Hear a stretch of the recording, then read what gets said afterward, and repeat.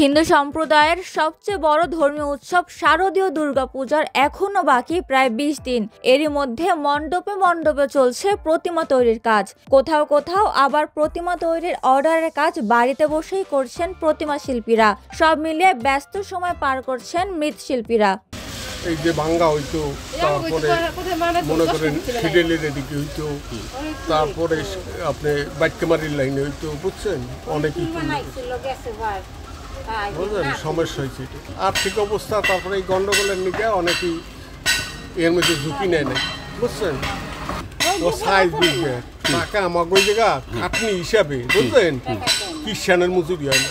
ফরিদপুরের ভাঙ্গা উপজেলার কালামৃধা ইউনিয়নের কালামৃধা গ্রামে কয়েকটি পরিবার শুধু প্রতিমা তৈরির কাজই করেন। প্রতি বছর বিভিন্ন পূজা মণ্ডপে গিয়ে প্রতিমা তৈরি করলেও পারিবারিক সমস্যার কারণে এবার বাড়িতে বসেই প্রতিমা তৈরির কাজ করছেন তারা।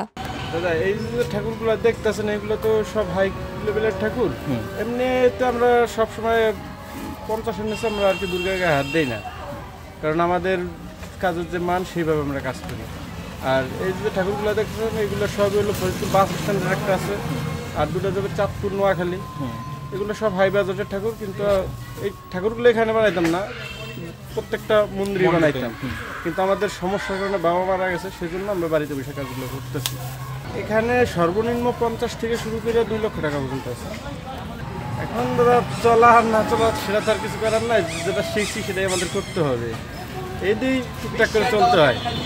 প্রতিমা শিল্পীরা বলছেন, বংশ পরম্পরায় প্রায় 20 বছর ধরে এই পেশায় রয়েছেন তারা। সকাল থেকে গভীর রাত পর্যন্ত কাদামাটি, খড়, কাঠ, বাঁশ ও সুতলি দিয়ে প্রতিমা তৈরির কাজ দ্রুত গতিতে এগিয়ে নিচ্ছেন তারা। তবে আগের মতো আর কাজ না পাওয়ায় দুশ্চিন্তায় কাটছে তাদের প্রতিটা দিন।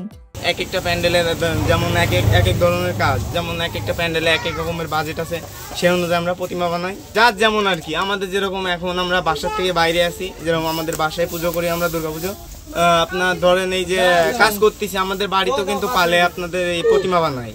তা ওরকম বাড়ি যায় ওরকম একটা পুজোর একটা কাটানোর অনুভূতি, এটা বলে বোঝানো যাবে না।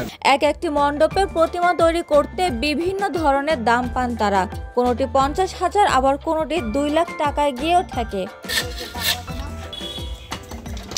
উপমা রায়, সোনালী নিউজ, ঢাকা।